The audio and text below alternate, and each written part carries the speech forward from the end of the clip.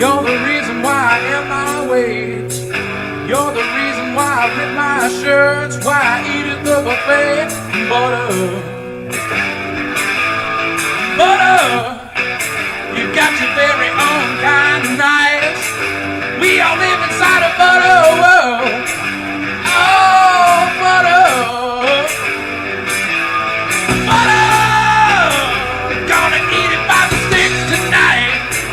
Gonna eat out this world. Oh, butter, I'm about to take a bite, 'cause I want that salty cream. What I dream about all night.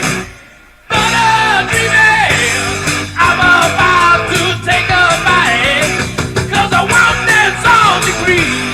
What I dream about all.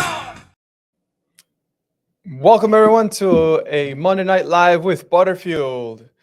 I am Jay, and over here to my right is What's going on, guys? I'm Anderson. It's a pleasure to be here. Hoping everyone's having a fantastic Monday night so far. Thank you for joining us.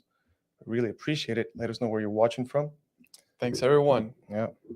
Got And Courtney in the house. she says brain. Butter brain. Butterbrain. Yeah. Awesome. That's the right way to say smooth brained. Is that a bad thing? Oh, It is if you take statins, which is what we're talking about tonight. Statins. brain smoothing from statins. Yeah. Brain statins will make your brain a smoothie. It'll make you a smoothie brained zombie who has cognitive problems and Correct. low cholesterol. Correct. Yeah, not really being helped, unfortunately. But before we get started, thanks for joining us. Make sure you go leave us a comment down below, subscribe to the YouTube channel if it's your first time here. Go follow us on all the other platforms, Instagram, Twitter, TikTok, of course. But most importantly, join our free Discord. You can find the link in below in the bio. Is it the bio or just the video details, video information, whatever you may call that section? Yeah. The link should be there. We hold weekly Zoom meetings, 8 p.m. Eastern. Okay, so come hang out, talk about anything. If you want to organize a discussion or a debate, definitely let us know via the Discord. That being said, let's get to it, Jay. Let's get to Try it. to keep this one moving forward at a rapid pace, just to be respectful of everyone's time. There we go. Monday Night Live with Butterfield, number 31. Yes, sir. So, housekeeping items, squat challenge in July. We're doing as many squats as we can. One squat equals 1 point, and you can log them in our private members group that's in Discord. Just type in /add points, number of points, and then @ yourself. We also have, as my brother said earlier, weekly check-ins via Zoom. This is the current ranking. Paleodola, number 1. King Zahi, number 2. And Mr. Anderson, number 3. I am way, way far behind, but that's the leaderboard as of today. You only have 80. What happened? My squats are too slow. Yeah, that's okay. That's like, what, 3 squats per day? 3 squats per day, man. More than 0. Yeah. That's how easy it is to do 80 squats in 24 days. Yeah, talking about last week really quick. We talked about, do humans have herbivore digestive tract? Do humans have a herbivore digestive tract? We talked about the digestive tract of a herbivore, that of a ruminant, talked about teeth in cooking, omnivore teeth, raw meat, a favorite topic for some, the human brain, keto being good for the brain, carnivore being good for mental health. No surprises there, of course. Pretty much put all those myths to bed. Yeah. But they're going to keep on coming back because these people, the ones who fall for plant-based agenda, whoever ran that agenda did something very smart, and that is, they made you they made these people cholesterol deficient in their brain. So not via a statin, but via nutrition. via So nutrition. you see how the world is kind of set up to attack your brain as an organ? Multivectorial attack on the Yeah. brain. Yeah, well, there's attacks on your heart, on your liver, on your stomach, on your gut, of course, by convincing you to eat all these gut irritating foods, like, eating as much fiber as possible. Remain as weak as possible for as long as possible. Anyway, We'll get right to the meat, to the meat, and not the potatoes, just the meat. that's right to the meat. Yeah, to the meat and cheese. Statins, do they affect dementia? So here we have a study, the first study. It's labeled the effect of HMG CoA reductase inhibitors on cognition in patients with Alzheimer's dementia, a prospective withdrawal and re-challenge pilot study. Yep. You can see the conclusion. This pilot study found an improvement in condition with discontinuation of statins and worsening with re-challenge. Statins may adversely affect cognition in patients with dementia. So basically, they discontinued the statins, they got better, and then when they were re-challenged, they got worse. Yeah, basically reintroduced it. Pretty cut and clear. Yeah. Let's just share the screen. There we go. Yeah, keep it like that. So we can keep our handsome frames within frame. Yeah. Yeah. So HMG CoA. Yeah, reductase inhibitors.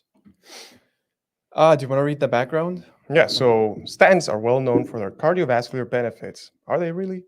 However, the cognitive effects of statins are not well understood. Good for heart, bad for brain. We hypothesize that individuals with pre-existing dementia would be more vulnerable to statin-related cognitive effects, right? Yeah. I mean, they must say cardiovascular benefits because it lowers LDL. Lowers LDL. That's right? it. That's the benefit. Yeah. But in and of itself, like by itself, if that's the benefit. Does it do anything for your cardiovascular health or risk? No. We talked about that before. It doesn't really. Most heart attacks occur with people who already have low cholesterol. Yeah. I think it's funny how some people out there genuinely think that the cholesterol is just randomly, calcifying. Right. That's why in order to prevent this randomness, you have to keep it low as possible. It's like people think that's like cholesterol's inherent function, right? To kill us. Yeah. But when you learn about it, you realize all the other things that cholesterol actually does for us. It's in many ways the vitality molecule. The vitality molecule. Yeah. I love it. Should we read the methods? Let's see. 12-week prospective open-label study was conducted in a geriatric clinic setting. 18 older subjects underwent a 6-week withdrawal phase of statins, followed by a 6-week re-challenge. Right, so they got put on the statins again. Primary outcome measure was cognition, measured by the mini mental state examination. Secondary outcome measures were the consortium to establish a registry for Alzheimer's disease, neuropsychological battery. Okay, activities of daily living scale, instrumental ADL scale, and fasting cholesterol. The change in outcome measures was assessed using repeated measures, ANOVA, and paired t-tests. Okay, so they had like their ways of measuring cognitive function and across different metrics. Looks like those are some well-known standardized tests. I mean, take that at face value. Yeah. So I mean, we could talk a little bit about the results, but basically, we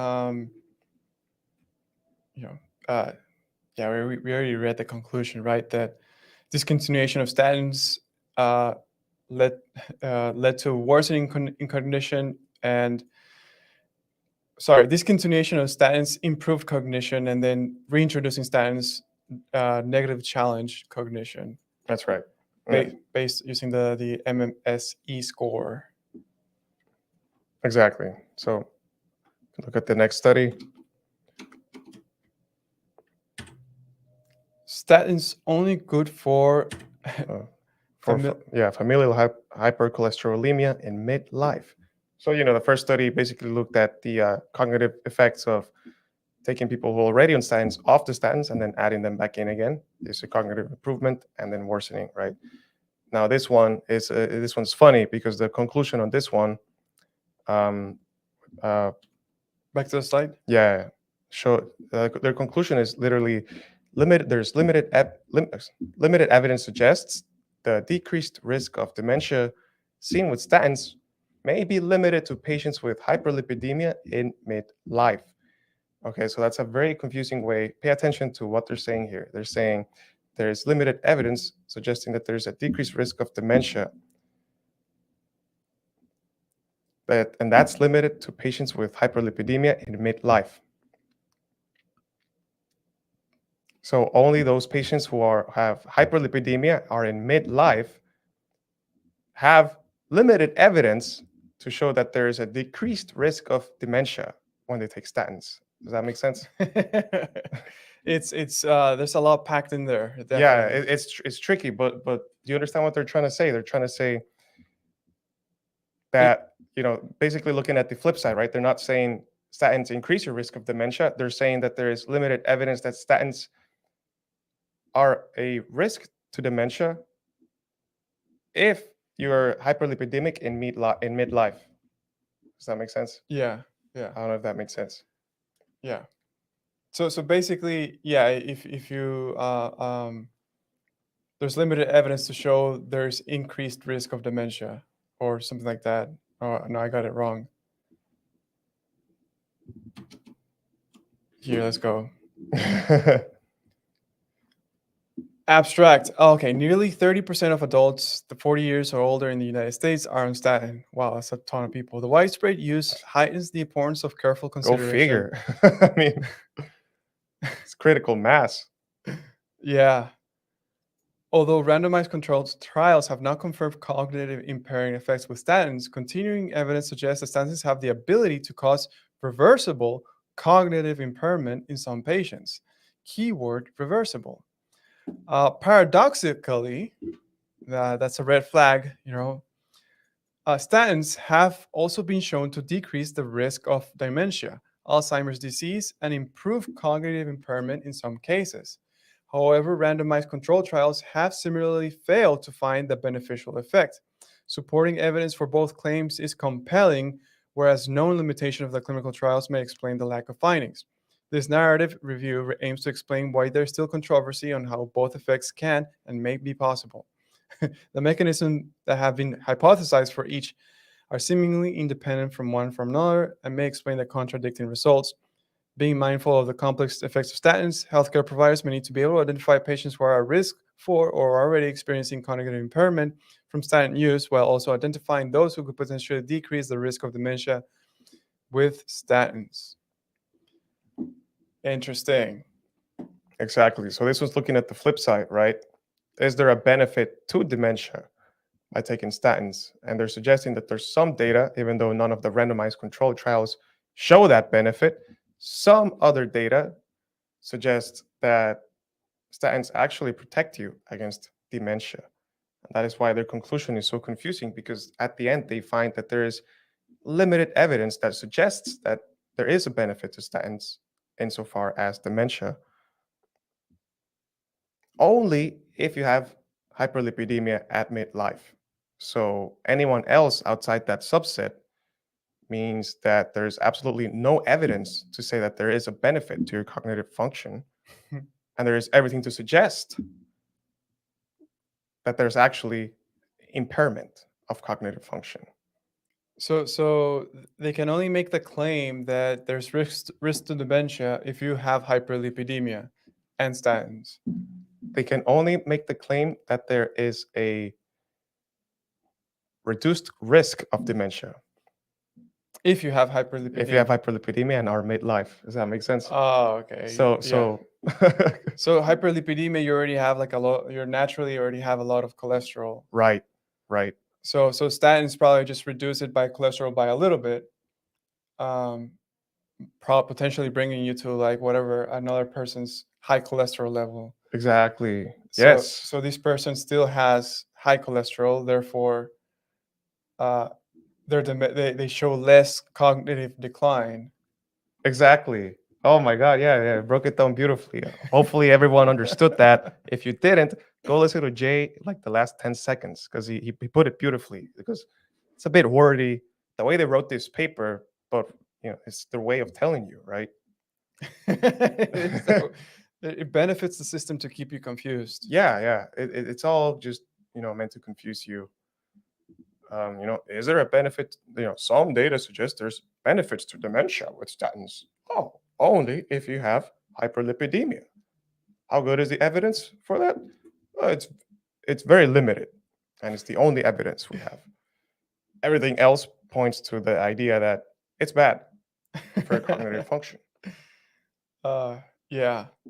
Yeah, low cholesterol in neural membranes may lead to lower lipid microviscosity, which could affect neurotransmitter synthesis, resulting in decreased synaptic binding and uptake.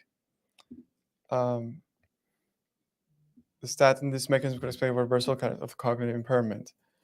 Yeah, discontinuation of statins, reversible cognitive impairment. Yeah. I'm sure there's like a time under exposure element to it. Oh yeah. Definitely. But we can move on to the next study. We still have a few more to go, but the main takeaway from this one is they play tricks with the language, right? Yeah. There's really, as Jay put it so beautifully, if you already have high cholesterol, we know that's there's data that suggests that is protective for your cognitive function. So people with already higher than normal cholesterol levels, hyperlipidemia, take a statin and maybe they return to what is normally accepted as high. So they still get that protective benefit of their high cholesterol for their function, right? Their cognitive function. Yeah, so people with hyperlipidemia, they seem to have a buffer to statins. Exactly. So we have an advantage, those who have higher higher cholesterol. Yeah, with some exceptions, right? Some caveats, that's not always a good indicator. It can be a bad indicator. But we'll go on to the next study that shows in vivo and in vitro blood-brain barrier transport of 3-hydroxy 3-methylglutaryl coenzyme A, HMGC-CoA, reductase inhibitors. Beautiful. Yeah, so basically showing that just a conclusion from the abstract, this study shows that the blood-brain barrier permeability correlates with the CNS side effects of the HMG-CoA reductase inhibitors. The only thing it's saying there is that it shows that statins move across the blood-brain barrier, right? So the blood-brain barrier being what protects you, like the stuff in your bloodstream from going into your brain, the organ that is your brain, right? Yeah. Yeah, so basically, like, I mean, should we look at the study? I think this one's just the abstract here. Mm-hmm. Yeah, so yeah, basically, like, yeah, there's your brain's 20% cholesterol, and then you have this drug that actually crosses the blood-brain barrier, is now lowering the cholesterol there too. Seems like we have a problem there. Yeah. Wait, go back. I just want to read another sentence because they say, they use in vivo brain perfusion techniques in rats and an in vitro culture system of bovine brain capillary endothelial cells. And they showed that in vivo, the blood-brain barrier permeability coefficients of lipophilic inhibitors, lovastatin and simvastatin, were high, right? So lipophilic inhibitor is a type of statin. Those are the ones that dissolve in the cholesterol. And then the other kind didn't, right? The other kind didn't show that it crossed the barrier. But lovastatin, simvastatin, I think either one of those or both or whatever, the number one brand for statins is atorvastatin from Pfizer, of course. And that's one of those two that actually crosses your blood-brain barrier, right? So that's all to show that, yeah, it goes into your brain, the drug itself affects cholesterol. Your brain is made of cholesterol. So there you go. Is your brain safe? Well, there's data to suggest that your brain isn't safe from the statins, right?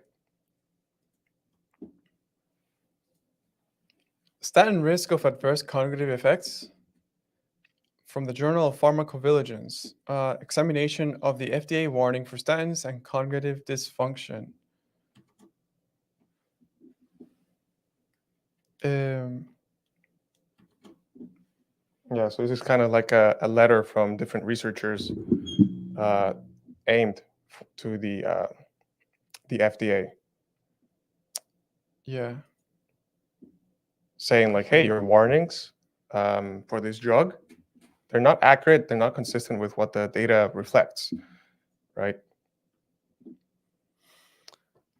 Yeah. So yeah, I'm going to read the background. Yeah. So the ACC AHA released new guidelines in December 2013 for treatment of high blood cholesterol. Close out this ad. To simplify identification and treatment of patients most likely to benefit from statins. These guidelines may result in more patients receiving statin therapy at younger ages. In 2012, the US FDA mandated warnings for all statin drugs for all possible adverse effects on cognitive performance. Statins can be classified as having greater lipolytic or hydrophilic solubility properties, with lipolytic statins more readily crossing the blood-brain barrier and possibly differentially inducing detrimental cognitive effects. So yeah, what we were just talking before, the statins being able to cross the blood-brain barrier and this presenting a problem. Yeah. Anyway, just read to the conclusion. Inconsistent with the FDA class warning, highly lipolytic statins with specific pharmacokinetic properties, atorvastatin, simvastatin, appear to confer a significantly greater risk of adverse cognitive effects compared to other lipolytic statins and those with hydrophilic solubility properties. Lipophilic. Yeah, so just heightened risk of cognitive dysfunction if you take these statins. Obviously, it's not like we're breaking ground here. It's like this is a known thing since this was published in 2014. Yep. And the FDA kind of told everyone, hey, just make sure that you list all the possibly adverse effects. And then simultaneously in 2013, you have new guidelines that would increase the number of patients even in younger people. So that's how the system is rigged. That's how the system works. So let's just increase. Let's make it more simple so we bring in more patients and more ages. Yeah, that is insane. Yeah. All right. And then cholesterol associated with reduced risk. High total cholesterol levels in late life associated with a reduced risk of dementia. Beautiful.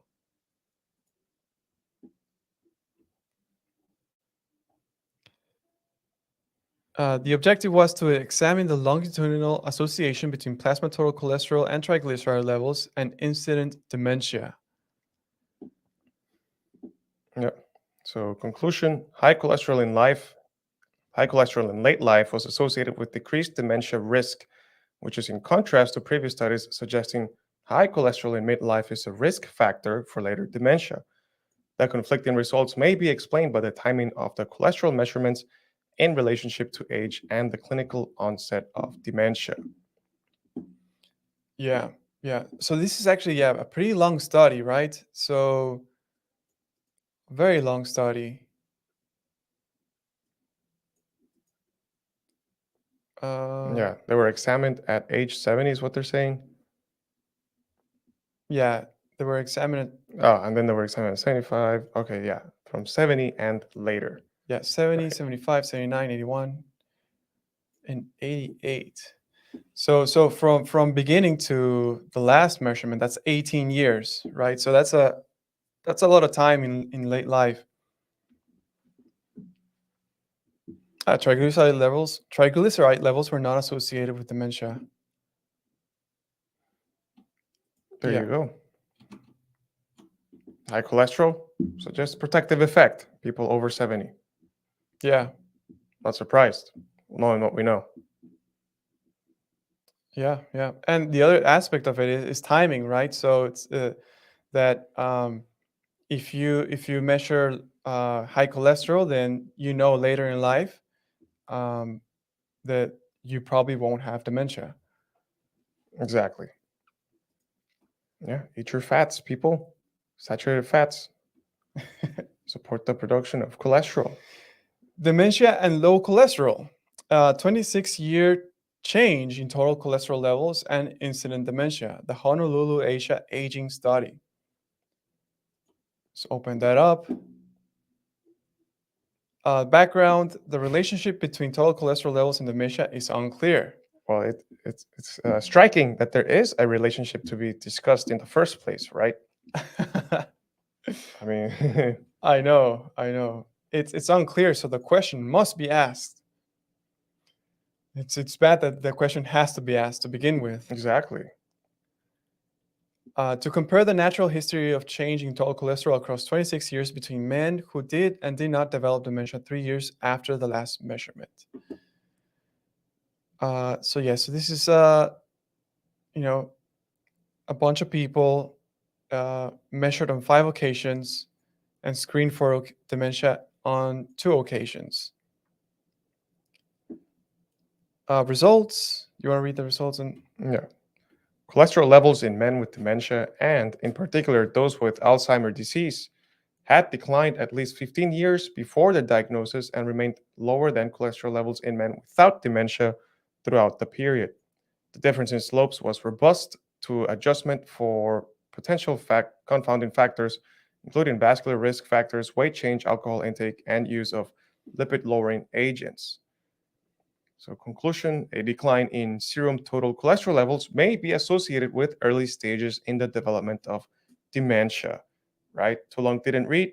Decline in total cholesterol associated with early stages in development of dementia. yeah, so the question then becomes: should you really be trying to use lipid lowering agents when you know when you lower your cholesterol, you're actually increasing the risk of dementia? Exactly. Exactly. That is the question. That is the That question. Does the benefit outweigh the risks? And what is the benefit? It lowers your LDL cholesterol. And why is that a benefit? Because it reduces the risk of heart disease. But does it really? No, not really. So are you just not getting a benefit and getting everything to lose? that Um, is interesting. Losing your brain. You're losing your mind. Yeah, you're slowly losing your mind while you take these That, lipid lowering agents. that would actually make a good meme, like the one where the guy makes an exchange, I offer you um, you offer me your brain and then I'll give you dementia or something like that. All right, concluding thoughts. Humans are meant to eat meat. Quite simply put, I think that always needs reminding. Always needs reminding. Always needs reminding, because there's always some new scare. There's always some new scare. Lift weights, absolutely. Healthy body, healthy mind. Eat meat in case you didn't get the first point, or if you didn't listen to the first point and you're not eating meat now, you should. Cholesterol is important, and statins are dissolving your brain. Yeah, that's pretty much it, guys. We reviewed those 6 studies. Of course, just looking at them, kind of just like skimming through them. But let us know what you think. Are we just making stuff up? Does the benefit, if any, of statins outweigh any risks that there may be associated with dementia? Let us know. I don't think so. I certainly don't think so. And it makes perfect sense when you think about it that statins are affecting your brain with what we know, right? Yeah, it's kind of like a house of cards, really, because you've made the connection. Okay, so we're taking these lipid lowering agents, and they're lowering our cholesterol, and but we're increasing our risk of dementia. But we're getting the cardiovascular benefit, right? Looks like we made that decision on a false assumption, meaning we we assigned LDL the assumption that it's evil for the body. It increases your cardiovascular risk. But if that assumption is wrong, then the entire thing is pointless, right? So you would have less dementia, less cardiovascular risk, longer life, and healthier brains and hearts too. So it's quite the house of cards that the industry has put in place. Statins are dissolving your brain. Go tell everyone, yo. Like, I mean, imagine losing your mind. Like, I just want you as a human being to visualize yourself. You are in your body, and I hope you have, all your limbs working properly, right? Like, on a wheelchair, thing like that. But even if you are, like, you still have a brain, you still have like a mind. You can think, you can imagine things in your mind, right? You can think through things and reason, and just have logic. But imagine losing all of that, and it's like you're trapped in a body that you don't control now, right? Because that's what dementia is. Like, if you've ever seen someone who suffers from it, it's horrid. People, they just forget who they are. They think they're like young again. They don't remember like their family. And those are real things. And you hear stories from people who, like, they find ways to treat dementia. People who have dementia, like, will have these episodes where they come back to like their normal selves, but then they realize like how much suffering they're in every time they come back, to their mind, to their right mind. They get so depressed, and they don't want to like live through that. Anyhow, yeah, it's a horrible situation. There really shouldn't be any humans living like that, and it's just such a concerning thing because it's only increasing.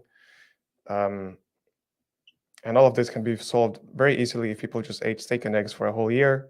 Literally, like, the whole $26 billion market of just lipid lowering drugs would vanish, and then there would go like the other 20 or 30 billion dollars of diabetes medication too, and however many other billions of dollars in all the other issues and conditions. Only if we ate steak and eggs for a whole year, guys. Like, I mean, I think that's worth it.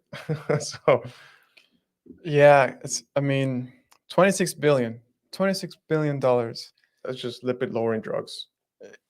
Can $26 billion be wrong? Quite simply put, yes. They are. They are wrong. We just proved it to you. And we've done so on other episodes where we discuss actual, heart disease risk, what causes heart disease, how to give a woman a heart attack. Wonderful episode. You should go check it out if you want to learn more. Man, this is truly evil. I am shocked. It's evil. There's just no other words or way to describe it. This enterprise is evil. Yeah, that's why they say money is the root of all evil. And then you're like, I mean, so I like people paying each other so that they purposely inflict hurt other people's lives. No, it's there's so many layers to this. Obviously 26 billion market, right, has a lot of people getting paid so they can pay their family, they sustain their homes, whatever, whatnot.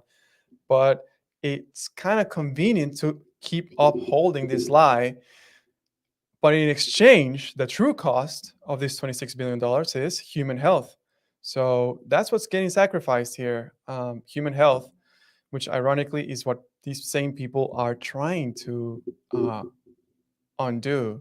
So They're profiteering from it. they're profiteering from it, potentially some willing, some unknowingly, knowingly and unknowingly.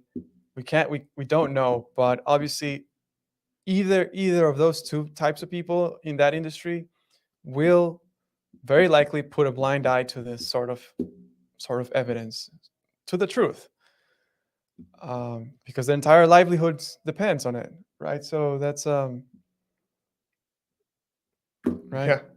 Yeah. People wonder, like, oh, how could so many people be in on a lie? This is exactly how. They don't know. They're upholding it. Yeah. And that's why, you look at the evidence-based folks, shout out to, you got to name drop him, Dr. Lane Norton. You know, love the guy for all the stuff he put out on protein and building muscle. But man, he takes a statin out of prevention. He takes a statin out of prevention because the data suggests that mild statin use, it's going to lower his LDL, and then he's going to lower his risk of any cardiovascular event down the line. That's his line of thinking, because the preponderance of evidence suggests that it is beneficial insofar as reducing your risk of cardiovascular disease, and that being measured by LDL, right? But then again, we've shown you many times, LDL is just a poor indicator for any kind of risk when it comes to heart disease.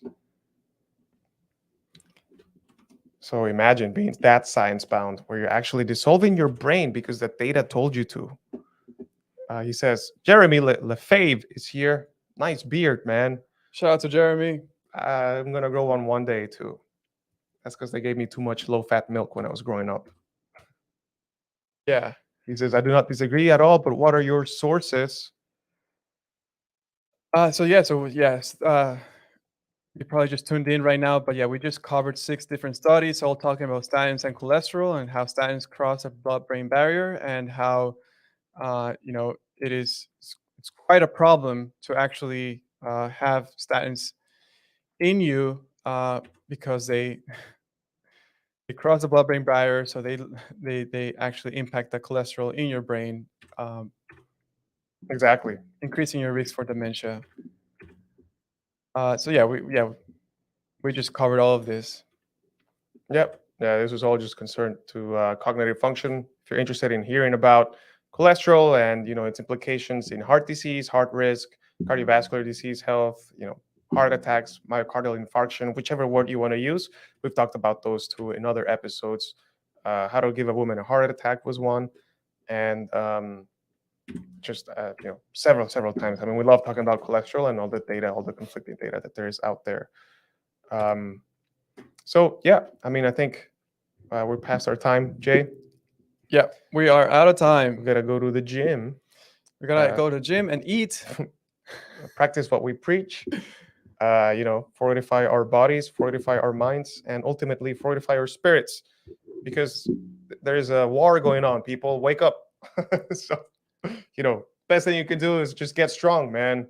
And the whole world ate steak and eggs for a whole year. All of humanity's problems would be destroyed, man. I mean, 26 billion. Can 26 billion be wrong? Like he said, that's the market, but the cost must be imagine easily 4 times that.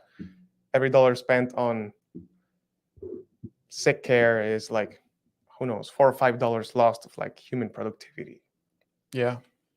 Something like that. Anyhow, thanks everyone for watching tonight. Make sure you hit up all the social medias, check out our website, join the free Discord, buy our merch.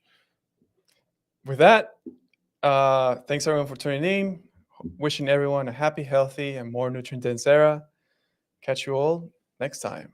Peace. Gonna eat it by the sticks tonight. Gonna eat out this way.